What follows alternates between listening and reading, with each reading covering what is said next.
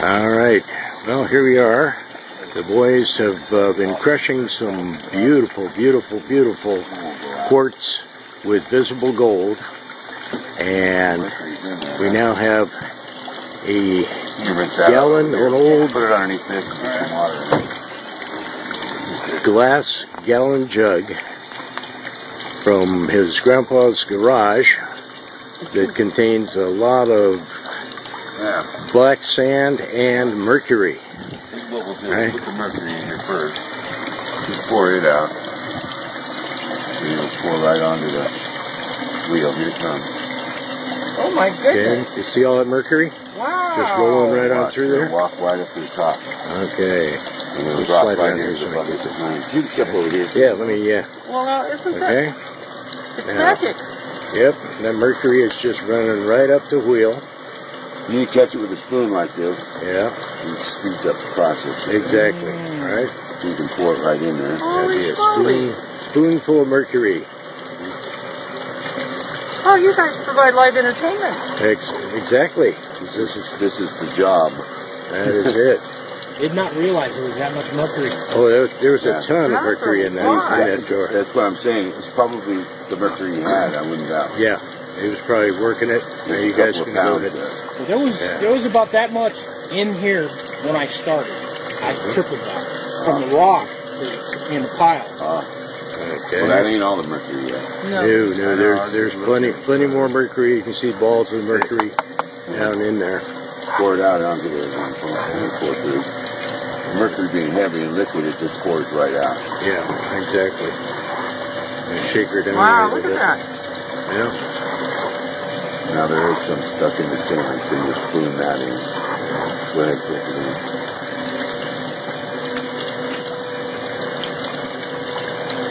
There you go. There's another big blob coming out.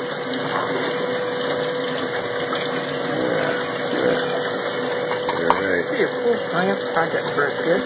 Oh yeah. Cool. This is a cool science project for any prospector, right? Seeing how it works. It's the name of the game.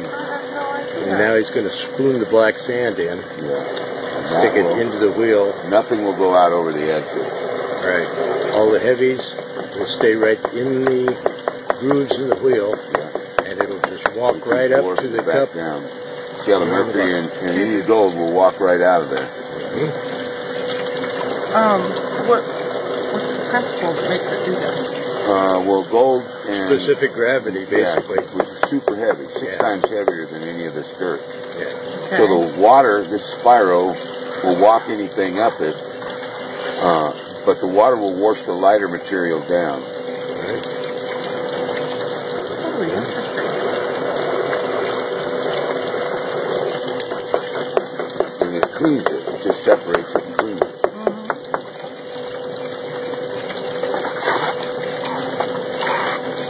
Got little bits of black metal coming up.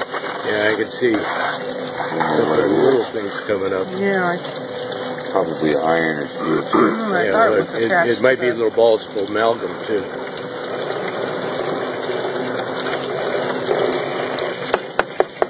Well, look how you have all those little teeny wings and but they clump together. Yeah. See all that mercury just falling up there and falling right in the cup. It'll be very interesting when you guys go ahead and retort off your mercury and see how much gold is left in Squeeze it here. down through a chamois and turn it in, get all the excess liquid out. Yeah, get all the mercury out. You can do that, and then retort the rest of it. Now the mercury's staying in here. Yeah, that catches everything in that cup. Red That's the Bonanza cup. Yeah. That's it. Is it a red solo cup? We could all No. start singing. It No? should be a red solo. It's actually at the bottom of a Carl Jr. large soda. All right. Large soda. Okay. Now we're going to have to make up a Carl's Jr. large soda cup. Right. There we go. We can work it. We can work it. Angle it a little bit more. All right. Yeah. And it's close enough. Turn that puppy off. Just let her run on down. Okay. Yeah, I'm seeing black sand or amalgam. Yeah, Yeah, it's got to whatever be it is. amalgamated gold going in there right now. And it's just running right on out. Yeah, I don't think that's gold.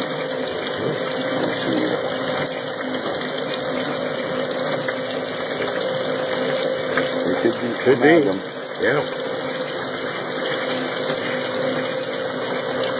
Well, this is stronger a little bit than the rest of it. Yeah. Yeah. Okay.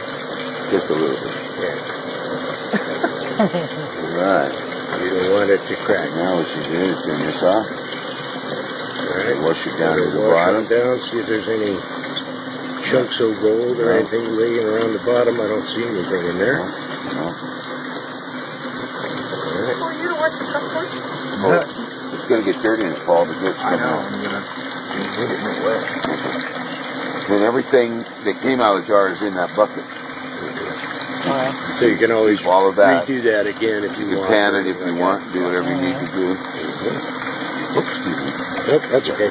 Now we're good.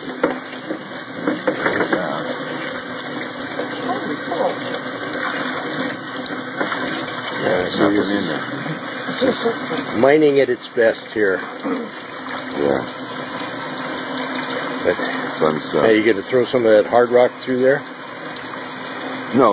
We crush that, amalgamate it in an amalgamator, and then take that and put it through here. We've got another stage yet to do. All right. Now this here, pyrite, right? Yes, that's iron Yeah, pyrite. that's pyrite Okay. right there. That's no value to I that thought at I thought I had some money a couple weeks ago. I was like, take it all out. all. Now he'll squeeze it. Take your ring off, Paul. Yeah. You do not want a silver ring made out of your gold ring. No. That's it. Okay. Now he's going to pour all the mercury into the chamois. And the chamois will squeeze. You can squeeze the mercury through, but the gold stays in the, and the amalgam stays in the chamois.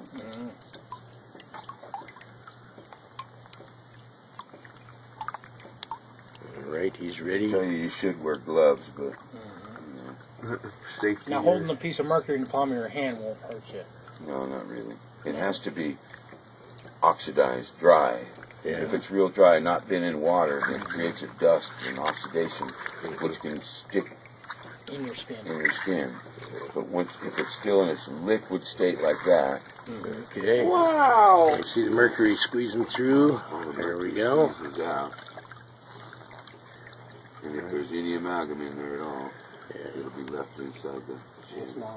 You do realize you've created a monster here because now you can have Amalgam is gold and mercury bound together. They call it amalgam. It's what they put in your teeth. Silver amalgam. It's silver and mercury. Really? Of course, they're kind of changing that. Okay, let's see what's left in the chamois. You open it up. And I got a big old chunk.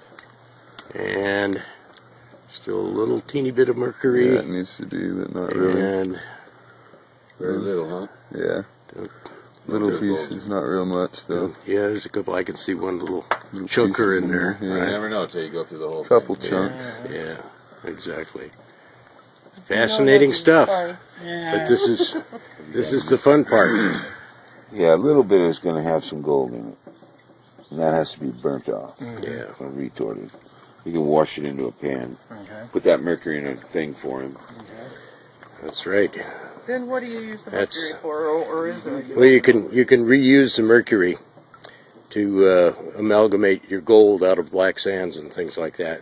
Again, yeah, you can reuse mercury over and over and over. Yeah, Oh, that's the plan. Splash a little water in the pan. Yes, no. Yeah. And we're running around down in there.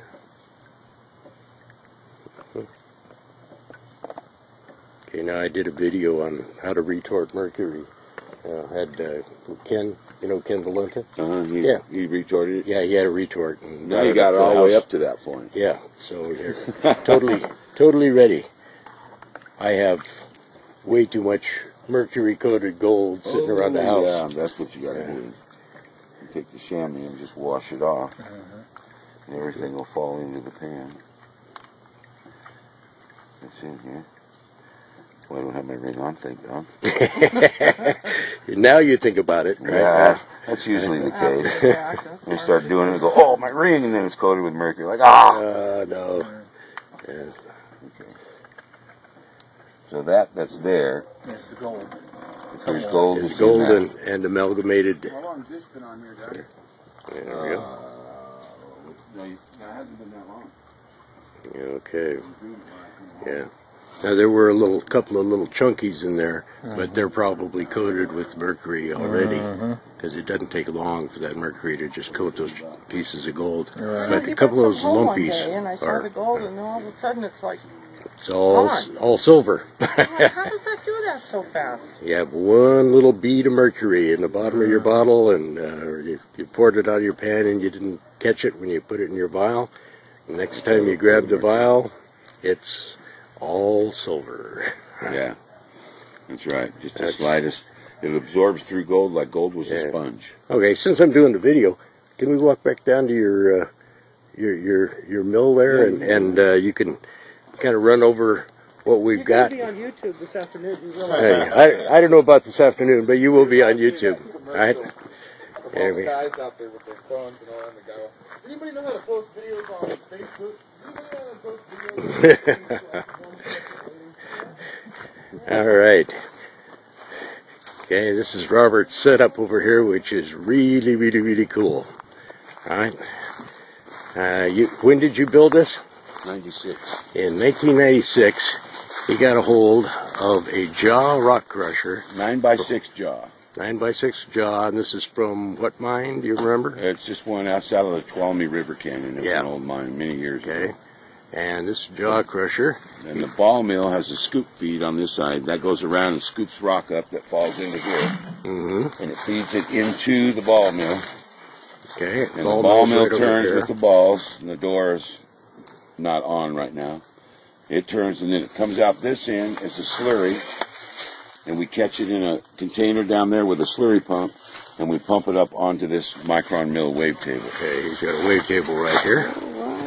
we could go to Alaska with you, huh? Yeah, you could take this to Alaska and make some serious money here, right? We're doing everything. There's the micron. You can tell it's been well used. Yes, exactly, right? Well used. Okay, so how many pounds of gold have you run through this? Oh, 30. 30 pounds of gold. Over a few year time. Yep, name of the game. Now this is how a knowledgeable prospector You find the gold and you make the money. You don't build your equipment until you find the gold. That's exactly right. Once you found the gold, then you work your rock and that and figure out what it takes to process it. Then you build your equipment to fit what you're mining. That's exactly right. And that's what you do. Don't waste your money. This only cost me $15,000 to build. All right. I say only. But the ball mill retails for 30 grand, 35 grand. That's a 1906 Harding conical ball mill. Wow. The jaw crusher's from about 1890. Yeah. And the power transfer is 1950s. Okay. This motor's 1940s. The trailer is 1970s. Yeah. The micron mill table is 1990s. So There we we got go. almost 100 years of mining equipment on this one trailer, Circa right? 1900s. But it works. Now, if you take a look here at the ball mill, you see this wide area right here? Yeah, that used Okay, to be this the used to be run by an old wide leather belt. Yeah. That like a fan belt, but wide leather. super wide leather belt, and what these we did things is were we usually hooked it used up with with. And this is how we start the mill. We have this lever here. Mhm. And when we drop it, this just coasts. Right. The Okay. ball mill runs, but this just coasts. And when we want to crush more, we pull this up like this, puts the pressure on it, turns the jaw. So you got a tensioner on the belt there, and that's what actually drives the ball mill. Or I mean the crusher. Same thing on the power takeoff on this. This is a tensioner that rides on the power belt from the motor to the power takeoff. So when we let it go, it doesn't. It just freewheels. Yeah, exactly. So we can stop the ball mill, have the motor run, stop the ball mill, or stop the jaw crusher independently. And we put these bars and the cage and everything over it, so nobody gets sucked into that thing. That's right. You don't want one piece of clothing caught in anything there, because that's why you're outside this. You can't get close enough to get sucked in. Yeah. We put a cage on the other side to keep it, because it turned into hamburger in a second. Oh yeah, exactly. All right. We're going to run around the other side here. Done. Okay. So we put that on there so no one There's a shot of the ball mill from this side. This is our unique little splasher that makes sure the stuff goes straight down into the... We used a miner's shovel to do it. And that's where you grease the ball mill. Yeah. You know. There's and I've got a can that hangs underneath this that catches the excess grease. Cool. All right. Now this is a really, really crafty setup. Necessity being the mother of invention. That's exactly right. That's it. But in this particular case, it has paid off quite handsomely.